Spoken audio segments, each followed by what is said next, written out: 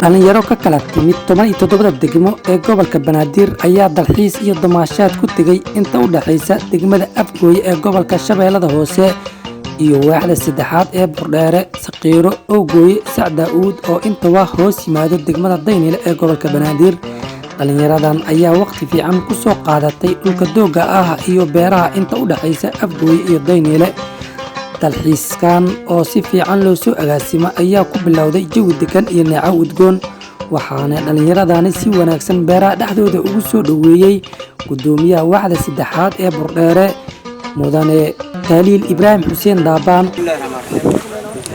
maanta waxaan joognaa Owgooye oo ka tirsan Shabeellada Hoose, waa xuduudka ay ku kala kacaan Shabeellada Hoose iyo degmada Daynile. annaga waxaan nahay maamulka degmada Daynile qaas ahaan waaxda saddexaad gudoomiyaha jooga aniga ah. waxaan dadka Soomaaliyeed u sheegaa in waxa la sheegayo oo darada iyo qalqalka iyo dhibaatada jirta ay been tahay, ee meeshan maamulkeeda uu taqaan aad uga shaqeeyay amaanka. waxa ay kirteen dadweynahan Soomaali maanta u soo dalxiis tagay waaxda anigu aan joogo,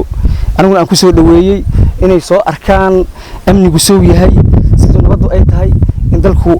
loo soo dalxiis tagi karo, la imaan karo, oo san xirnaynin, amaankiisuna uu 100% yahay. waxa ila jooga saraakiil dawladda ka tirsan si ay ugu nagayaan kormeer ku soo maraan meeshaan u arkaan nabadda aan gacanta ku hayno. marka saas awgeed waxaan dadka u sheegaynaa Soomaaliyeed in aan wadankeena oo nabad yahay, qaas ahaan degmada Daynile dad inta ay ka taliso inay nabad tahay, la imaan karo, la soo aadi karo, cid walba Soomaaliyeed ay u furanta inay timaado, annaguna ku soo dhaweeyno. waxa maanta arkaysiin halkan waa Owgooye, inta waa Sacdaa'uud, inta soo marteen oo dhul waa Owgooye, Ariimoog, Qaliif, Kuraari, Ris, Jaran. hadda waxa joogtiin Sheekh Sacdaa'uud ma yiraahdo, waa aseendooyinka meesha ugu dambayso oo u xigta deexda. inta soo aragteen ammaan ay ahayd,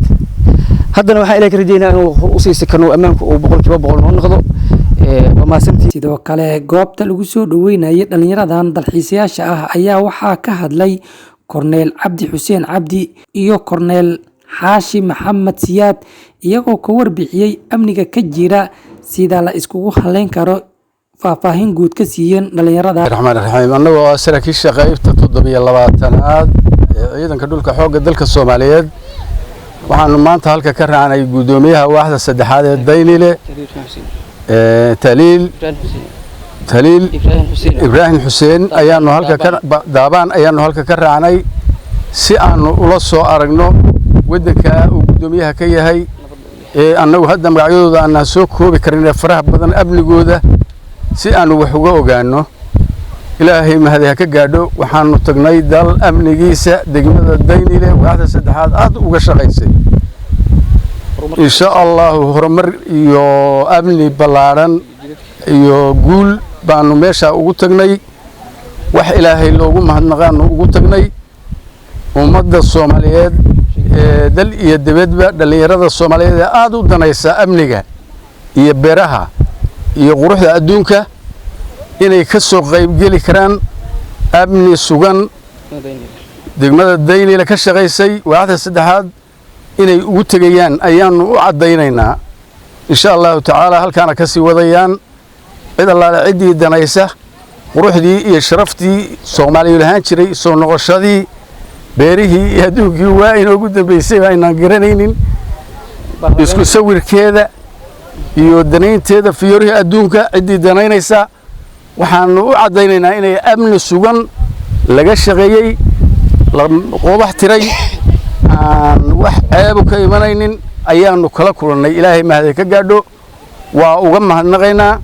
gudoomiyaha amniga uga shaqeeyay mar koobaad iyo mar labaad iyo mar saddexaad baa uga mahadnaqaynaa. wixii ka dhiman waxaanu jecel lahay dawladda federaalka Soomaaliyeed inay ka siiso gacan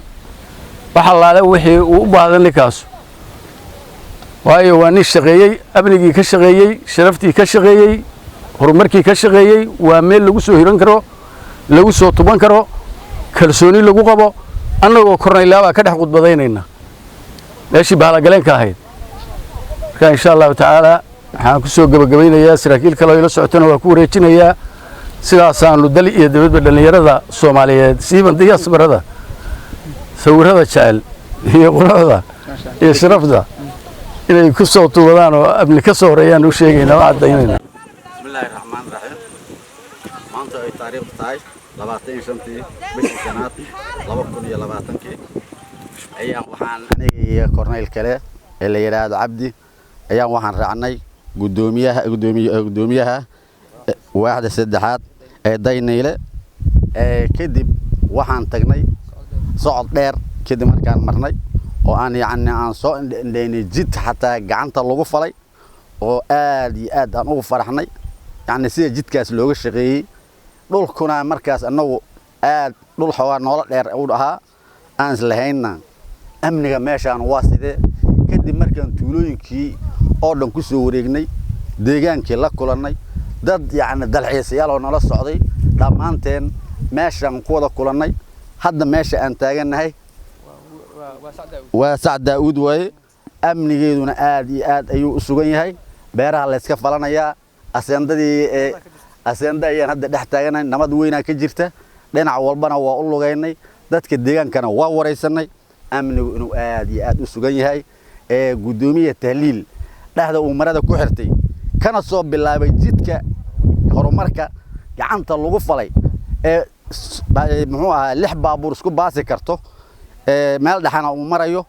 kadibna halkaan aan soo gudubnay aad iyo aad ayaa shaqo lagu faani karo oo dawladdu ku faani karto ayuu u qabtay taali in looga mahad celiyana uu mudan yahay dawladdana waxaan ka codsanaynaa in ninkaas mawaadinka uu gudoomiyaha waxa tasiilaad uu u baahan yahay in lagu caawiyo qofku markuu horumar sameeynayo qalbiga loo sii dhisaa si horumarka uu talaabsado sidaas aawadeed anagoo ah saraakiishii muxuu xooga dalka korneyl Cabdi anigoo xaashiya waxaan dawladda ka codsanaynaa inay tasiilaadka ninkaas uu u baahan yahay in ay ka caawiyaan gudoomiyaha waa gudoomiye caboona shaqadiisa fushanaya dhul aad baaxadiisu u badan tahay amnigeeda ka shaqeeyay oo ka soo bilaabay jid duur ahaa oo wax maraya aysan jirin oo baabuurtuna isku baasaysaa waa maasantihiin. ugu dambeyn waxaa goobta ka hadlay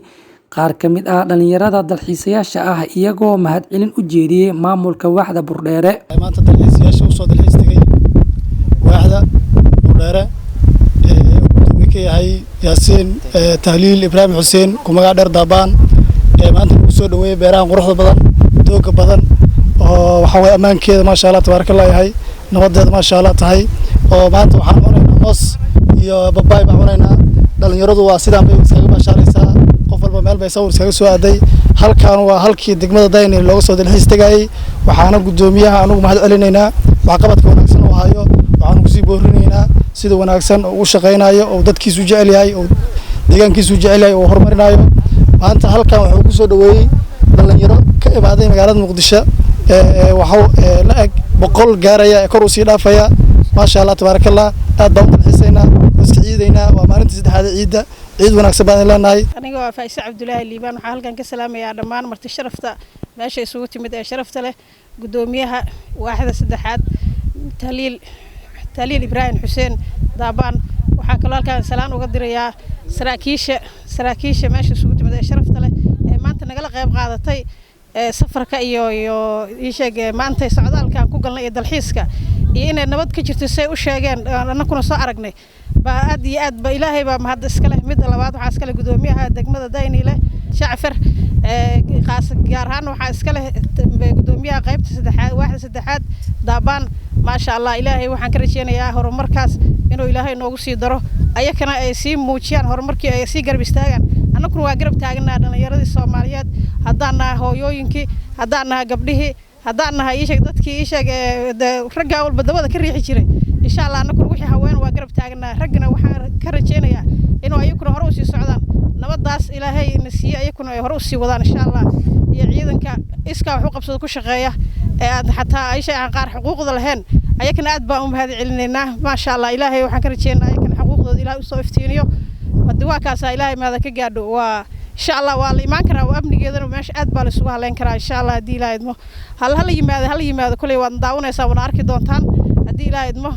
dad badan oo kale halkaan lagu soo dhaweeyna waa rajeynaynaa annagana waa lagu soo dhaweeyay sida wacan oo lagu soo dhaweeyna waan ka mahad celinaynaa magacaygu waa Dr. Sakariya Abdullahi Tuureere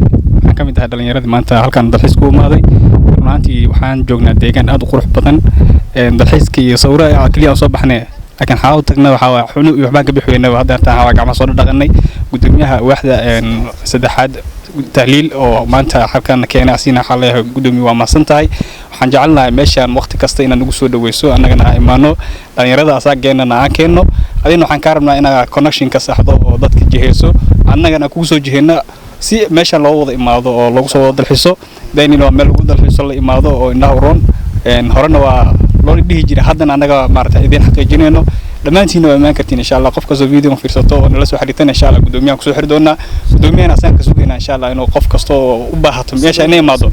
tiimkasta inay imaado waana ballan qaaday aad u mahadsantiin kusoo dhawaada halkan sheekh maxamuud fiidshe waxaan ka mid ahay dhalinyarada soo booqatay waaxda saddexaad ee degmada Daynila waaxda Burdheere gudoomiyaha waaxda tahliil daabaan waan u mahadcelinayaa sida qurux badan amniga oo shaqeeyay bilicda degmada oo sameeyay wadooyin qurux badan oo falay oo qaarkood gacanta dadka ku faleen deegaanka bilicda aad buu qurux badan yahay beerihi qurux badan u jeedaan haatan meel loo soo wada dalxiis taga waaye dhammaan bulshada Soomaaliyeed waxaan leeyahay waaxda saddexaad ee degmada Daynile oo ah waaxda ugu qurux badan degmooyinka dalka Soomaaliya marka la yiraahdo boqosho inay ku yimaadaan waa meel aad u qurux badan waa meel centraalkii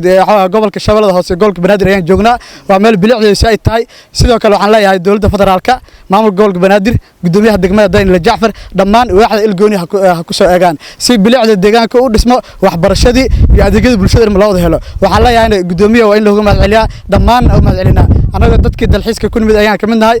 maanta ma filayn in degmada Daynile sidaan ay tahay quruxdeeda ma sha Allah waxa leenahay in dadkii ka shaqeeyay maamulka degmada Daynile iyo waaxda saddexaadba dhammaantood waad mahadsantiin dalxiisayaashan waxa leenahay degmadan waa degmad dalxiis ha loo soo dalxiis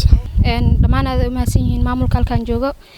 amniga haddaan ka hadalnana amniga aad iyo aad u sareeyaa ma sha Allah waad soo booqan kartaan wax dhibaato ma lahan dhammaan intii iga sii horeysay dhammaan khudbad jideeyay waxaan leeyahay aad iyo aad u mahadsantiin maanta meeshan waxaan ku qaadanay jawi aad u qurux badan beereeda lama soo koobi karo waxyaabaha tafacaadkeeda waxaan leeyahay dhalinyarada Soomaaliyeed meel kasta ay joogaan waxyaabaha wadankiina aad ka aaminsantiin ma wax jiro waa soo booqan kartaan waad imaan kartaan waad mahadsantiin aad mahadsantiin dhalinyaradan ayaa waqtigooda ku soo dhameystay si wanaagsan wajiyadoodana laga dheehan karay farxad maamulka Burdheere ayaa u sameeyay martiqaad heer sare ah waxaana lagu soo dhaweeyay caano shaax qare hilib iyo qudaarta noocyadeeda kala duwan